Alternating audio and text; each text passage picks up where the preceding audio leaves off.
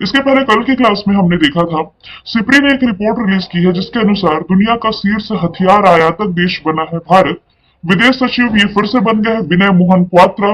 फरवरी के लिए player of the month ICC ने चुना है फीमेल कैटेगरी में ऑस्ट्रेलिया की एनाबेल सदरलैंड ने, और मेल कैटेगरी में चुना है भारत के यशस्वी जायसवाल को। हरियाणा के नए मुख्यमंत्री नायाब सिंह सैनी बने हैं। निंगल नालामा योजना की शुरुआत तमिलनाडु गवर्नमेंट ने की है। रिसेंटली पहली बार इंटर कॉन्टिनेंटल बैलिस्टिक मिसाइल अग्नि 5 का परीक्षण किया गया है।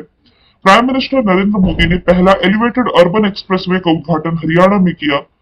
अंतर्राष्ट्रीय महिला न्यायाधीश दिवस 10 मार्च को मनाया गया। और पाकिस्तान के पंजाब प्रांत के पहले सिख मंत्री जो हैं, ये रमेश सिंह अरोड़ा बनाए गए हैं। ये सभी क्वेश्चंस हमने कल देखे थे। शुरू करते हैं आज का हमारा पहला सवाल। हाल ही में प्रेसिडेंट द्रौपदी मुर्मू ये किस देश के राष्ट्रीय दिवस में मुख्य अतिथि के रूप में शामिल हुई हैं?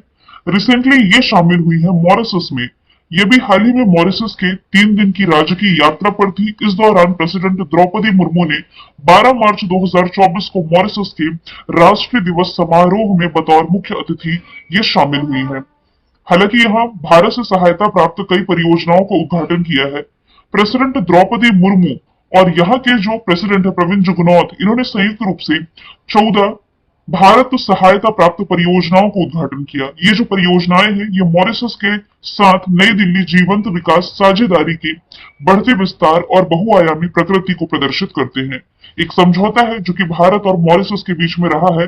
इसे अभी हाल ही में उद्घाटन किया गया है भारत की प्रेसिडेंट द्रौपदी मुर्मू जी के द्वारा। मॉरिशस की लोकेशन आप देख सकते हैं यहाँ इंडियन ओशन में। बेसिक बताने की क्या जरूरत है मुझे? क्या इंडियन ओशन के बारे में आप नहीं जानते कि दुनिया का तीसरा सबसे गहरा महासागर है, तीसरा सबसे बड़ा महासागर आप कह सकते हैं इसे।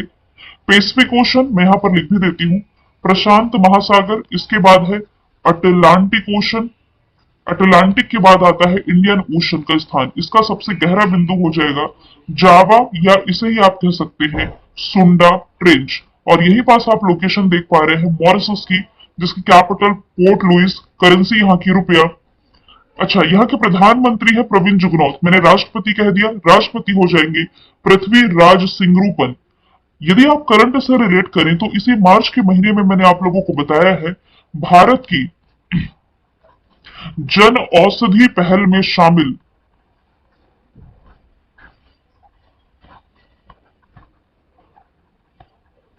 जो पहला देश बना है, ये यही मॉरिशस बना है। तो ये भी आप रिलेट कर सकते हैं।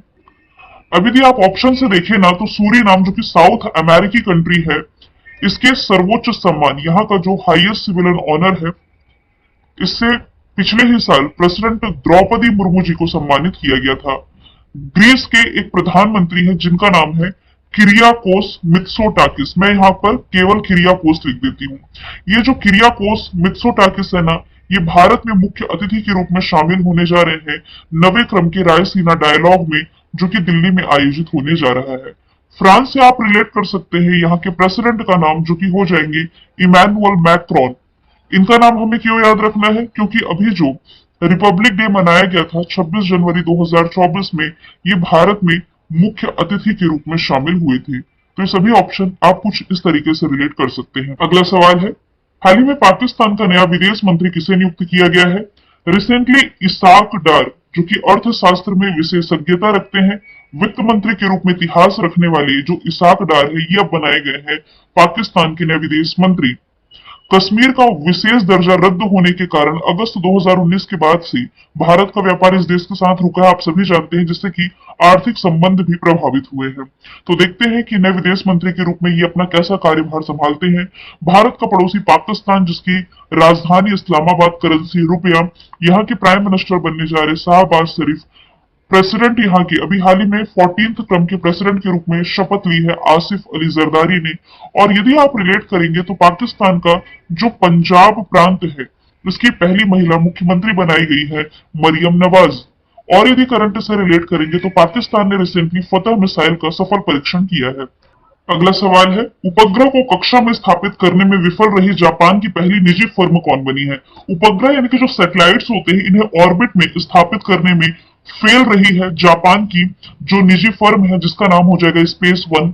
ये टोक्यो में स्थित एक स्टार्टअप है, टोक्यो जो कि जापान की कैपिटल है। ये उपग्रह को कक्षा में स्थापित करने में विफल रही है। मतलब कि जापान की जो स्पेस वन कंपनी है इसका रॉकेट उड़ान भरने के तुरंत बाद ही फट गया, यानी कि फेल हो गया है। इस स्टार्टअप का लक्ष्य 2029 के लास्ट तक प्रतिवर्ष 20 लिफ्ट ऑफ और 2030 के दशक में 30 लिफ्ट ऑफ करना। अभी लिफ्ट ऑफ करना क्या होता है? जमीन से प्रस्थान करना, जैसा कि आप इस इमेज में देख पा रहे हैं। इस स्पेस वन कंपनी की स्थापना 2018 में की गई थी। हालांकि यदि आप जापान से रिलेट करेंगे ना, तो यहाँ की जो स्पेस एजेंसी है इसका नाम हो जाएगा जैक्सा। और आपको कुछ याद आना चाहिए, जापान की स्पेस एजेंसी जैक्सा और अमेरिका की स्पेस एजेंसी नासा, ये मिलकर के दुनिया का पहला लकड़ी से बना सैटेलाइट लिग्नोसैट प्रोब ये लॉन्च करने जा रहे हैं। स्पेस एक्स ये एलन मस्क की कंपनी है। हालांकि इसके द्वारा भी लॉन्च किया गया दुनिया का सबसे शक्तिशाली रॉकेट स्टारशिप, जिसकी लॉन्चिंग लास्ट ईयर फेल हुई थी। रॉस कॉस्मोस ये स्पेस एजेंसी है आपकी रशिया की, इसका भी मिशन लूना 25 ये फेल रहा था लास्ट ईयर। आगे चलते हैं। सर रिचर्ड हेडली पदक से सम्मानित होने वाले सबसे कम उम्र के क्रिकेटर जो कि बन गए हैं रचिन रविंद्र। रचिन रविंद्र ये किस देश के क्रिकेटर हैं? ये है न्यूजीलैंड के। और यहाँ पर आप दूसरा लाइन पढ़िए, लगातार दूसरी वर्ष डेबी हॉकले पदक जीतने के बाद अमेलिया केर जो है ये ईयर्स टॉप फीमेल क्रिकेटर बन गई है। ये वाला सवाल एग्जाम में पूछा जा चुका है कि डेबी हॉकले अवार्ड की शुरुआत किस देश ने की है। इस अवार्ड के बारे में मैं आप लोगों को बता देती हूँ। डेबी हॉकले अवार्ड मेडल दिए जाने की घोषणा ये न्यूजीलैंड के द्वारा की गई थी। मतलब कि महिलाओं को इनके द्वारा क्रिकेट में दिए गए आउटस्टैंडिंग परफॉर्मेंस या कंट्रीब्यूशन के लिए ये अवार्ड दिया जाता है। उत्कृष्ट महिला क्रिकेटर को सम्मानित करने के लिए न्यूजीलैंड ने डेबी हॉकले अवार्ड की शुरुआत की थी। बाबर आजम ये बिलोंग करते हैं पाकिस्तान से और करंट में हमने ये पढ़ा है कि सबसे तेज T20 रन यानी कि 10,000 T20 रन सबसे तेज बनाने वाले खिलाड़ी बने हैं पाकिस्तान के बाबर आजम। इस मामले में इन्होंने विराट कोहली को पीछे छोड़ा था। आईसीसी के द्वारा फरवरी महीने के लिए प्लेयर ऑफ द मंथ चुने गए हैं यशस्वी जायसवाल और शुभमन गिल की यदि बात की जाए तो पंजाब सरकार के द्वारा ये कुछ समय पहले ही युवा जागरूकता अभियान के लिए, मतलब कि वोटिंग के लिए लोगों में अवेयरनेस लाने के लिए इन्हें अम्बेसडर बनाया गया था। इसके अलावा ये गुजरात टाइटंस के भी कैप्टन अभी हाल ही में बनाए गए। अगला सवाल है, किस राज्य के द्वारा पोबितोरा वन्य जीव अभ्यारण्य को डीनोटिफाइड यानी कि गैर अधिसूचित किया जाएगा? तो ये आपका संबंधित हो जाएगा असम से। पोबितोरा वन्य जीव अभ्यारण्य जो कि एक सिंग वाले गेंडों का प्रमुख निवास स्थान है। देखिए, अधिसूचित किया जाएगा कहने का मतलब है कि इसमें अभ्यारण्य की सीमा का सीमांकन करने के लिए अतिक्रमण और जो अवैध गतिविधियां होती है उन्हें हटाने के लिए इनके चारों एक पर्यावरण संवेदनशील क्षेत्र या आप कह सकते हैं इको सेंसिटिव जोन घोषित करने से राहत मांगी गई है। और ये जो वन्य जीव अभ्यारण्य है ये 1998 में बना था। 1998 में पोबितोरा को वन्य जीव अभ्यारण्य घोषित करने के 26 वर्ष बाद ये निर्णय लिया गया है और इसे मिनी काजीरंगा के नाम से जाना जाता है, ये भी आप याद रखिए। काजीरंगा राष्ट्रीय उद्यान ये भी असम में एक सिंग वाले गेंडे के लिए और इसे मिनी काजीरंगा कहा जाता है पोबितोरा वन्य जीव अभ्यारण्य को। यहाँ पर 2022 में अंतिम जनगणना की गई थी जहां पर एक सिंग वाले गेंडों की 107 आबादी दर्ज की गई थी। बात की जाए यदि असम की, राजधानी दिशपुर मुख्यमंत्री हेमंता बिस्वा शर्मा, राज्यपाल गुलाब चंद कटारिया है। करंट से यदि रिलेट करेंगे तो माजुली मुखौटे और पांडुलिपि पेंटिंग को जीआई टैग मिला। असम ने मुस्लिम विवाह और तलाक पंजीकरण अधिनियम 1935 का निरस्त किया है। प्राइम मिनिस्टर नरेंद्र मोदी ने वीरता की प्रतिमा, यह है लचित बोराफुकन की 125 फीट ऊंची प्रतिमा का उद्घाटन किया असम में। बिहू फेस्टिवल ने Guinness book of world record में अपना नाम दर्ज कराया है। यहाँ का सबसे लंबा फ्लाईओवर बन रहा है 2.63 किलोमीटर और दुनिया की सबसे लंबी क्रूज सर्विस बनारस से लेकर के असम के डिब्रूगढ़ के बीच में शुरू की गई है। अब मध्य प्रदेश से आप क्या रिलेट कर सकते हैं? कुछ नेशनल पार्क ही हम रिलेट कर लेते हैं। जैसे कि कुछ मैं यहाँ से मेंशन करूँ तो कान्हा, पेच, पन्ना, बांधव, सतपुड़ा। लेकिन यहाँ से आप रिलेट करेंगे दुर्गावती टाइगर रिजर्व जो कि मध्य प्रदेश का 7वां और भारत का 54वां टाइगर रिजर्व बना है। गुजरात से आप क्या रिलेट कर सकते हैं? गिर, वंसदा, ब्लैक बक, मरीन। और इसके अलावा एक ऑप्शन बच रहा है हमारा हरियाणा। हरियाणा से आप रिलेट कर सकते हैं कलेसर और सुल्तानपुर नेशनल पार्क।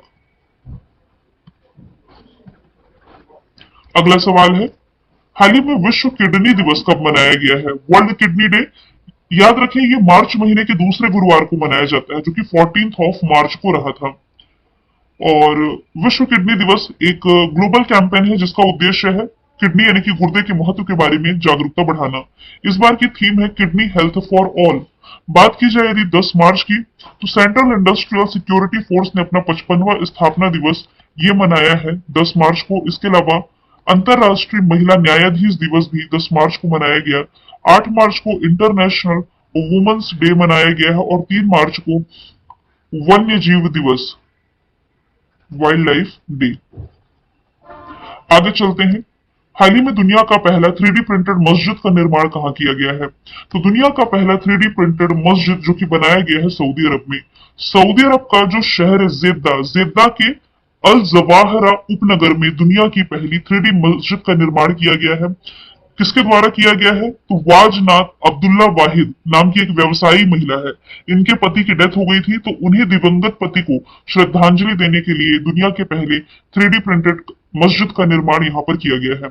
सऊदी अरब जिसकी कैपिटल रियाद, करेंसी रियल, यहाँ के प्राइम मिनिस्टर, यहाँ के राजा हो जाएंगे मोहम्मद बिन सलमान अल रऊद। आपको रियाना बरनाबी का नाम याद होना चाहिए। ये कौन है? ये सऊदी अरब की पहली महिला अंतरिक्ष यात्री है। इसके अलावा आप क्या रिलेट कर सकते हैं? यहाँ पहला अल्कोहल स्टोर खोला जाना है, फर्स्ट अल्कोहल स्टोर है जो कि सऊदी अरब में ओपन किया जाएगा। सऊदी अरब में ही स्थित है मुस्लिमों की सबसे पवित्र स्थल माने जाने वाला मक्का मदीना। इसके बाद मक्का मदीना के बाद एक यरूशलेम का अल अक्सा मस्जिद भी प्रसिद्ध है। दुनिया की तीसरी सबसे बड़ी मस्जिद, यहाँ पे मैं लिख देती हूँ, दुनिया की तीसरी सबसे बड़ी मस्जिद ये बनने जा रही है अल्जीरिया में। अल्जीरिया ये अफ्रीका महाद्वीप में है, तो आप कह सकते हैं अफ्रीका की सबसे बड़ी होगी और दुनिया की तीसरी सबसे बड़ी मस्जिद। अमेरिका में भारत के बाहर दूसरा सबसे बड़ा हिंदू मंदिर, ये अक्टूबर के महीने में उद्घाटन हुआ था, 8 अक्टूबर के आसपास, ठीक है। और भारत से आप क्या रिलेट कर सकते हैं? दुनिया का पहला 3D प्रिंटेड टेम्पल जिसका उद्घाटन किया गया है तेलंगाना में, ठीक है। आगे चलते हैं, 8वां सवाल है, प्राइम मिनिस्टर नरेंद्र मोदी ने किस राज्य में कोचरब आश्रम का उद्घाटन किया है? तो इस आश्रम का उद्घाटन प्राइम मिनिस्टर नरेंद्र मोदी जी के द्वारा रिसेंटली किया गया है गुजरात में। यहाँ रिसेंटली इन्होंने साबरमती आश्रम का दौरा किया और यहीं पर इस आश्रम का उद्घाटन किया गया है। कोचरब आश्रम की स्थापना गांधी जी ने अफ्रीका से लौटने के बाद 25 मई 1915 में किया गया था और ये भारत में इनके द्वारा स्थापित पहला आश्रम था। 17 जून 1917 को इस आश्रम को साबरमती नदी के तट पर एक बंजर भूमि के रूप में स्थानांतरित कर दिया गया था, लेकिन अब इसका उद्घाटन प्राइम मिनिस्टर नरेंद्र मोदी ने कर दिया है। गुजरात की यदि बात की जाए, राजधानी गांधीनगर, मुख्यमंत्री भूपेंद्र पटेल, राज्यपाल आचार्य देवव्रत है। अभी मैंने जस्ट बताया Gir Vansda blackbuck marine national park है। गरबा यहाँ का लोक नृत्य है जिसे यूनेस्को के अमूर्त सांस्कृतिक विरासत सूची में ऐड किया गया। सरदार सरोवर बांध यहीं पर है। कुछ महत्वपूर्ण फैक्ट यदि हम देखें तो काकरा पार परमाणु ऊर्जा संयंत्र आप यहीं से रिलेट कर सकते हैं। अमेरिका की चिप कंपनी माइक्रोन अपना पहला प्लांट इसी गुजरात में स्थापित करने जा रही है। इसके अलावा हमने पढ़ रखा है कि सूरत में दुनिया की सबसे बड़ी ऑफिस बिल्डिंग जिसका उद्घाटन प्राइम मिनिस्टर नरेंद्र मोदी जी के द्वारा किया गया है। इसके अलावा आप रिलेट कर सकते हैं द्वारका में सुदर्शन ब्रिज जो कि एक सिग्नेचर ब्रिज है, इसका भी उद्घाटन प्राइम मिनिस्टर नरेंद्र मोदी ने किया है। अरुणाचल प्रदेश में प्राइम मिनिस्टर नरेंद्र मोदी ने सेला सुरंग का उद्घाटन किया है। पश्चिम बंगाल में इन्होंने अंडर वाटर मेट्रो सेवा का उद्घाटन किया है और सिक्किम के रंगपो में सिक्किम में पहली बार रेलवे स्टेशन की शुरुआत होने जा रही, मतलब कि इसकी आधारशिला प्राइम मिनिस्टर नरेंद्र मोदी जी के द्वारा रखी गई है। अगला सवाल है, हाल ही में किस राज्य में गोड़सम कोरा महोत्सव आयोजित किया गया है? ये फेस्टिवल रिसेंटली आयोजित किया गया है अरुणाचल प्रदेश में। 7 से 10 मार्च तक ये तवांग जिले में मनाया गया, जो भारत और भूटान के बीच में स्थायी दोस्ती का प्रतीक है और क्षेत्र की सांस्कृतिक समृद्धि को उजागर करता है। अरुणाचल प्रदेश जिसकी राजधानी ईटानगर, मुख्यमंत्री पेमा खांडू, राज्यपाल केटी परनायक है। करंट अफेयर में भी हम देखें तो 9वें क्रम का पक्के पागा हॉर्नबिल फेस्टिवल यही मनाया गया और रक्षा मंत्री राजनाथ सिंह ने नेचुफू सुरंग का उद्घाटन यही किया है। 100% घरेलू नल जल कनेक्शन प्रोवाइड कराने वाला पूर्वोत्तर भारत का पहला राज्य यही है। कई पन्नियोर इसका 26वां जिला बना और सेला सुरंग जो जस्ट मैंने बताया इसका उद्घाटन प्राइम मिनिस्टर नरेंद्र मोदी ने किया है। एशिया का सबसे बड़ा जनजाति फेस्टिवल समक्का सरक्का ये आयोजित किया गया है तेलंगाना में। धानु यात्रा फेस्टिवल आप रिलेट कर सकते हैं ओडिशा से, और मध्य प्रदेश में अभी हाल ही में 50वें क्रम का खजुराहो फेस्टिवल है जो कि मनाया गया है 2024 फरवरी में। लास्ट का प्रश्न मैंने रिवीजन के लिए रखा है, मिस वर्ल्ड 2023 का खिताब ये किसने जीता है? क्रिस्टीना पिचकोवा, ये चेक रिपब्लिक से बिलोंग। भारत में मुंबई में इस प्रतियोगिता का आयोजन किया गया था जिसमें कि ये विजेता रही है। नंदिनी गुप्ता ये रही थी मिस इंडिया लास्ट ईयर की 2023 की। हरनाज सिंधु ये मिस यूनिवर्स रही थी भारत की तरफ से, मतलब कि 2021 में जो मिस यूनिवर्स प्रतियोगिता थी ये इन्होंने जीती थी। अच्छा, पिछले साल की मिस वर्ल्ड प्रतियोगिता, मिस वर्ल्ड नहीं, मिस यूनिवर्स प्रतियोगिता जो जीती थी 2022 में, सेनिस पलासियोस ने जीती थी। और भारत की तरफ से पिछली मिस वर्ल्ड ये 2017 में मानुषी चिल्लर थी। स्ट्रैटेजी के में देखें तो अर्थशास्त्र पुस्तक लिखी है चाणक्य ने। जय जवान जय किसान नारा लाल बहादुर शास्त्री का। संविधान सभा के स्थायी अध्यक्ष राजेंद्र प्रसाद। प्रारूप समिति के अध्यक्ष Bhimrao Ambedkar. Red cross day 8 मई को मनाया जाता है। पंजाबी भाषा की लिपि है गुरुमुखी। भारत की मुख्य भूमि का दक्षिणतम किनारा है कन्याकुमारी। महाभारत के रचयिता वेद व्यास। सूर्योदय का देश जापान। और अंतरराष्ट्रीय महिला दिवस 8 मार्च को हमने पढ़ा है। ये फैक्ट कई बार रिवाइज हो चुके हैं तो ये अब मैं नेक्स्ट टाइम चेंज कर दूंगी। कुछ करंट के फैक्ट लास्ट में डिस्कस किया करेंगे।